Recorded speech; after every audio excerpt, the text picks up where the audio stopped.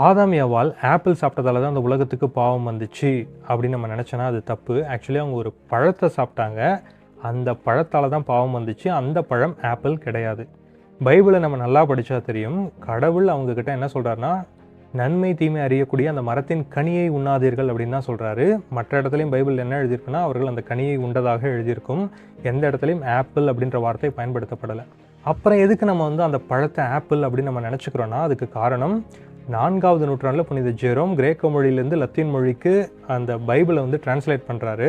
அப்போ டிரான்ஸ்லேட் பண்ணும்பொழுது அதில் நன்மை தீமை அறியக்கூடிய அந்த மரம் அப்படின்ற அந்த சென்டென்ஸ் வரும்பொழுது அதில் தீமைன்ற வார்த்தைக்கு மாலும் அப்படின்னு ஒரு வார்த்தையை பயன்படுத்துகிறாரு. அந்த வார்த்தைக்கு 2 அர்த்தம் இருக்குது. ஒன்று தீமை, இன்னொரு அர்த்தம் ஆப்பிள். இந்த டிரான்ஸ்லேஷனுக்கு பிறகு தான் நிறைய பேர் அந்த பழத்தை ஆப்பிள் அப்படின்னு சொல்லி எழுத ஆரம்பிக்கிறாங்க, ஓவியமாக வரைய ஆரம்பிக்கிறாங்க. அதனால தான் இன்றைக்கி நம்மளும் அந்த பழத்தை ஆப்பிள் அப்படின்னு சொல்லி நினச்சிக்கிறோம்.